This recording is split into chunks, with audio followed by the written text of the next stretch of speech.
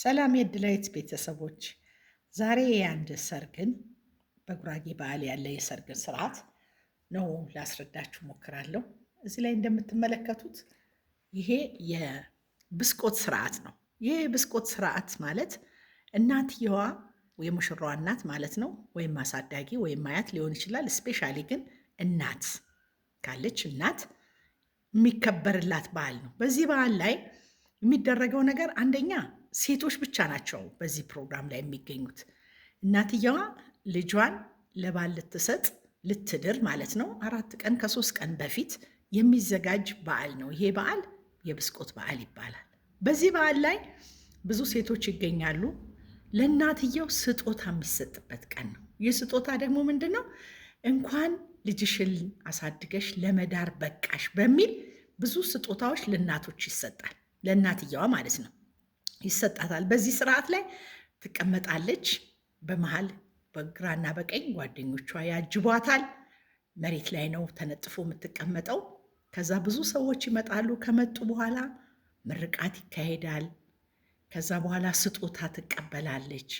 እንኳን አደረሰሽ፣ እንኳን ለዚህ ያበቃሽ፣ ልፋትሽን እንኳን እግዚአብሔር ቆጠረልሽ በማለት ሴቶች ስጦታ ይሰጧታል። በዚህ ስጦታ ላይ የተለያዩ ነገሮችን ትቀበላለች። ቅቤ ትቀባለች፣ ትበሰቃለች ይባላል በሌላ አነጋገር። ብስቆት ማለት ቅቤ ለእናትየው ጭንቅላቷ ላይ በሚገባ ሁኔታ መቀባት ማለት ነው። ሌላው ምንድን ነው? በዛን ዕለት የሚዘጋጀው የምግብ ሂደቱ ቂንጬ ነው የሚዘጋጀው፣ የገብስ ቂንጬ።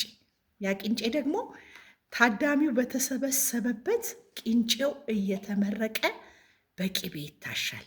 ያን ለእያንዳንዱ ሴቶች ይሰጣል።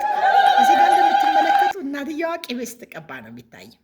የምትቀባው ልፋትሽን፣ ድካምሽን፣ ልጆች በማሳደግ የለፋሽውን ልፋት አሁን በቃ የምታርፊበት ጊዜ ላይ ያደረሰሽ በሚል ሁኔታ ነው። እና ይህ ብስቆት ስርዓት በጣም ደስ የሚል ነው። እዚህ ላይ እንደምትመለከቱት የጉራጌ በዓል ነው፣ ግን ቦታው ዝዋይ አካባቢ የተደረገ ዝግጅት ነው እና በጣም ደስ የሚል ነው። ከዛ በኋላ ይሄ ስርዓት ካለቀ በኋላ ስጦታውን ከተቀበለች በኋላ ከተበላ በኋላ እንደ ባህሉ ጭፈራ ይጀመራል ማለት ነው።